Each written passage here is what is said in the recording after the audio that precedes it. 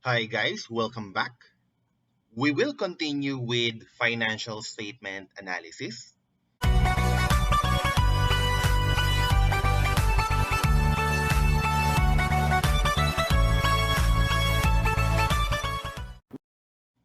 In this video, we will proceed to activity ratios.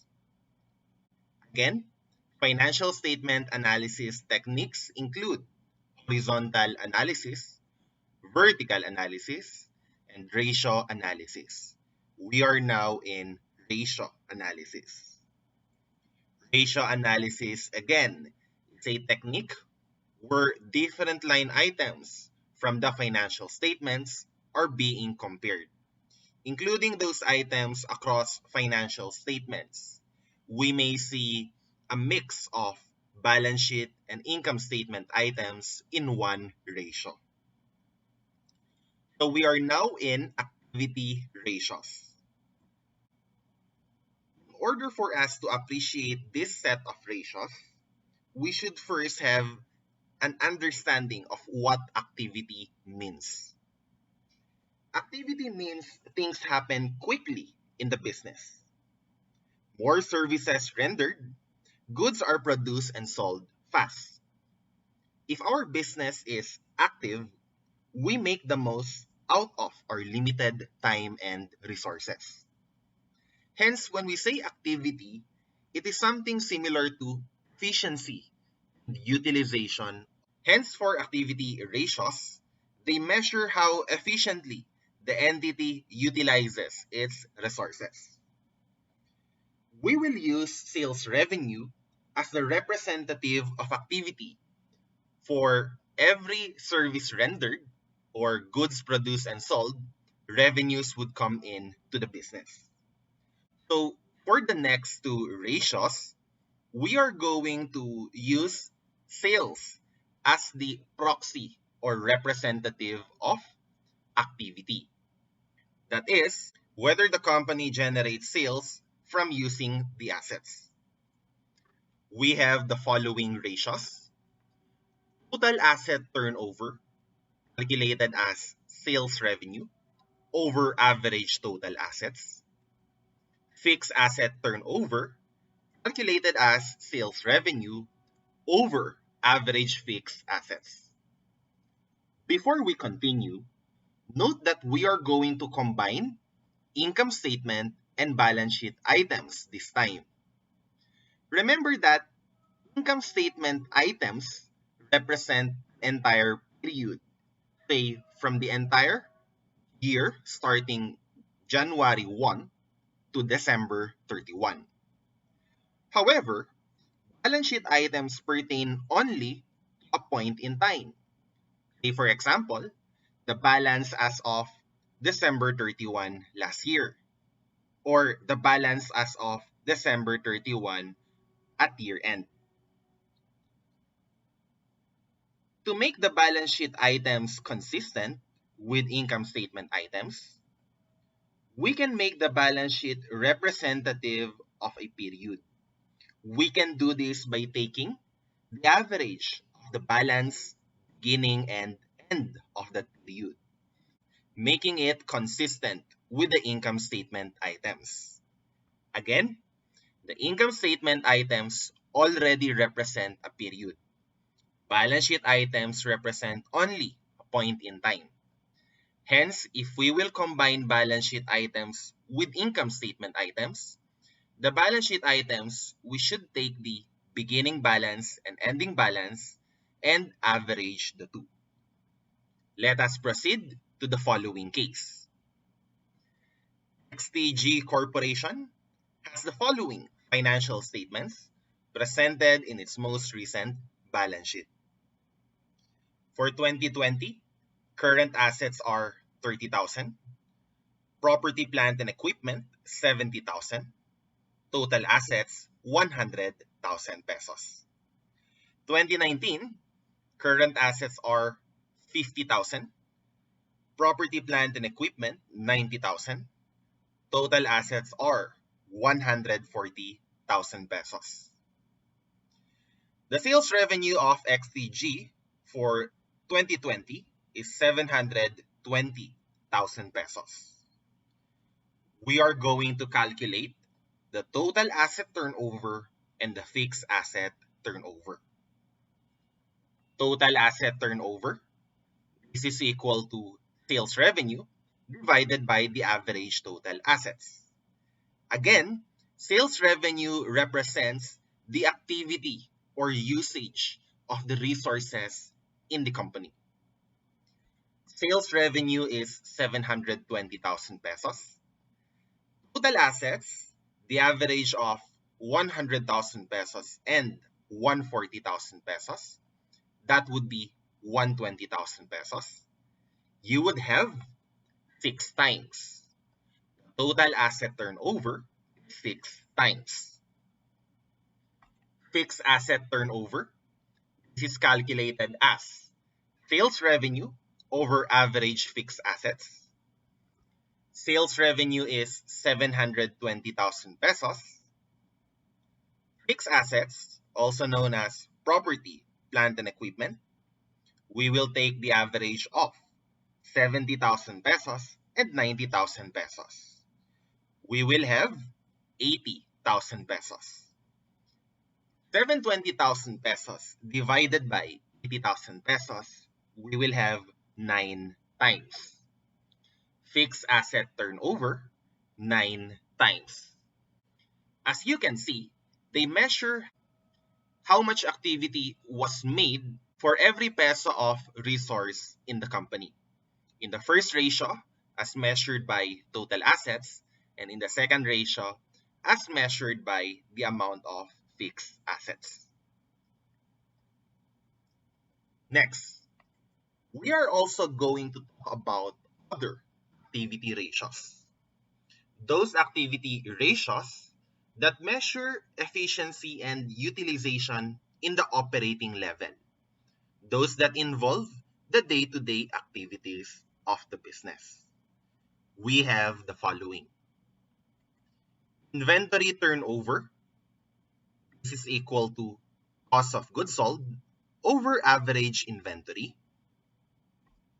Accounts receivable turnover. Credit sales revenue over average accounts receivable.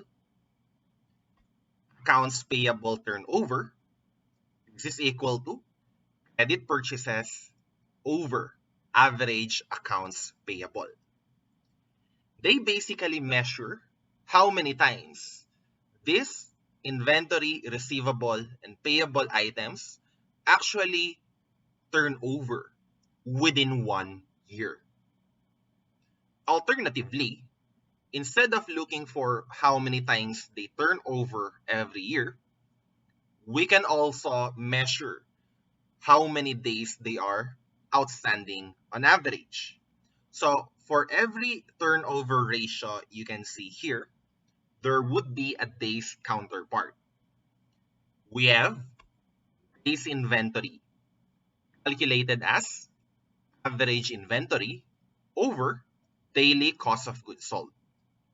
Days AR, calculated as average AR over daily credit sales.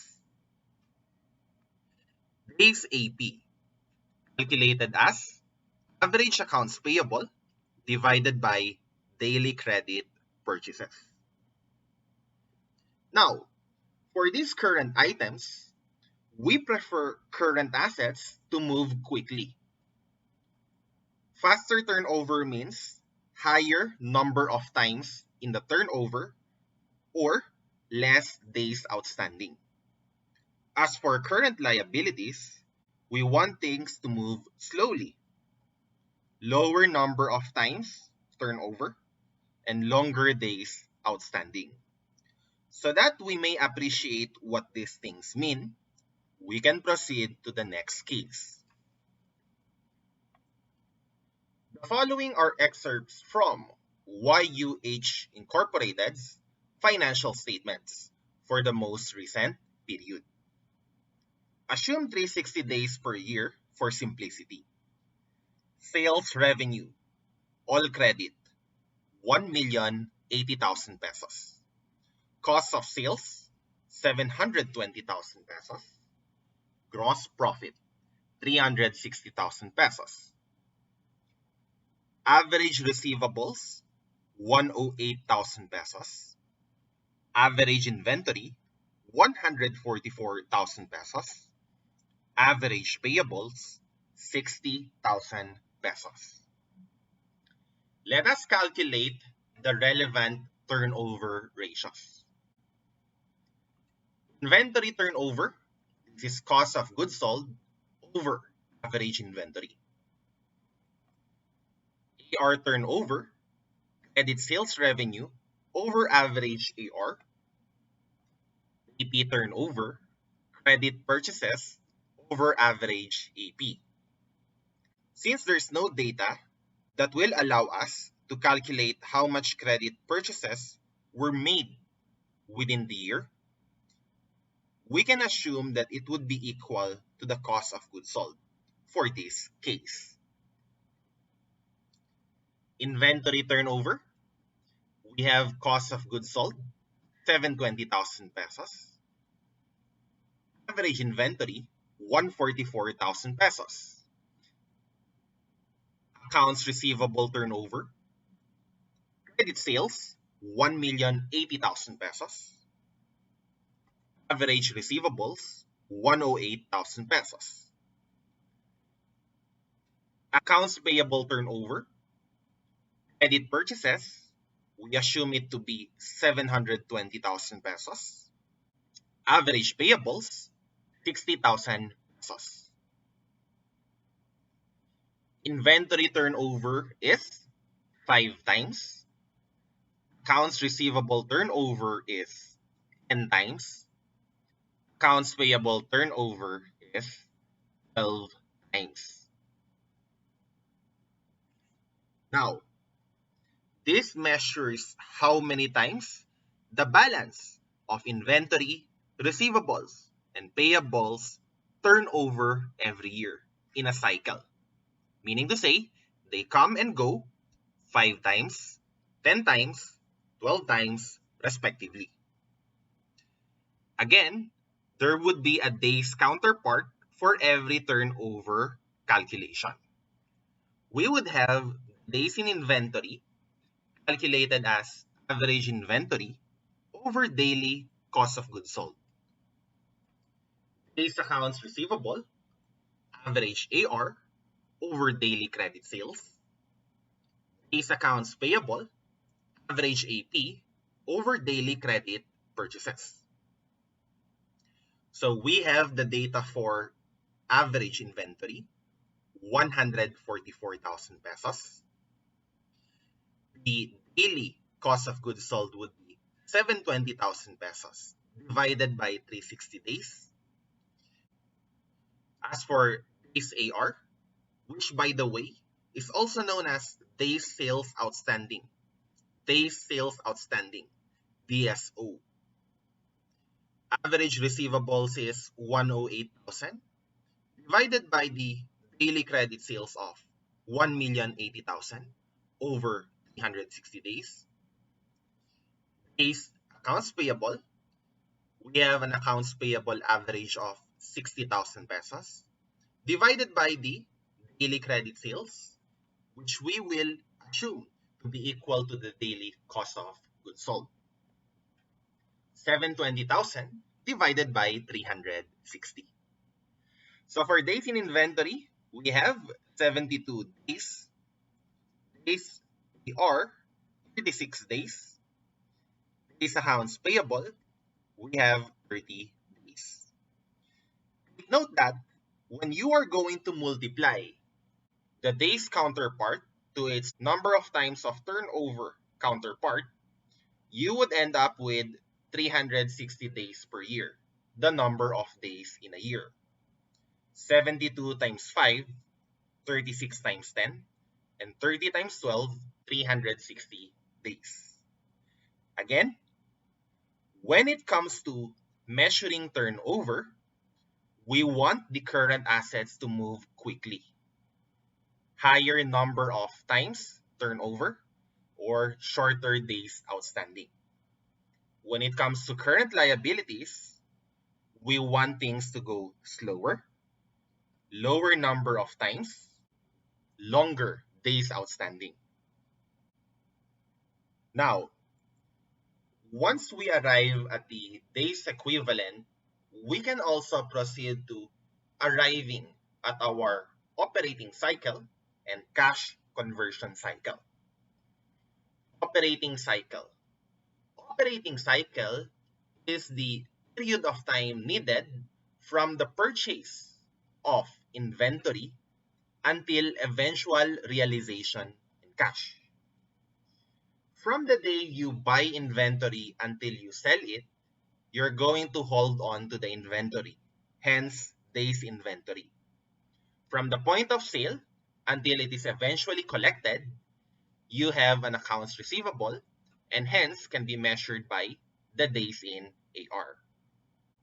If we want to know regarding our cash requirement, a better measure would be the cash conversion cycle, which measures the time from the payment of payables until the realization in cash of the receivables, calculated as the operating cycle less the days in accounts payable, considering this is the amount of time from purchase until eventual payment. Hence should be deducted in arriving at cash conversion cycle. In order for you to understand further what this is all about, we can do the operating cycle calculation. 72 days plus 36 days, that's 108 days. Cash conversion cycle, 72 plus 36 minus 30 days. That would be 78 days. Let us visually demonstrate this. Operating cycle is from the time of purchasing inventory until eventual realization of cash through the collection of AR. From purchase of inventory until its sale, the days in inventory is 72 days. From sale until the collection of AR, we have 36 days. This gives us total operating cycle of 108 days. For the cash conversion cycle, we have the following. Operating cycle is 108 days. We will not start at the day 0 of the operating cycle, but start whenever the payment of AP will now happen. Again, the days in accounts payable is 30 days. So it would take from day 30 to day 108 a total of 78 days. This is your cash conversion cycle. So that would be it. As always, if you are learning, please like this video, share to whoever you think would need this lecture, and hit the subscribe button. Like, share, and subscribe.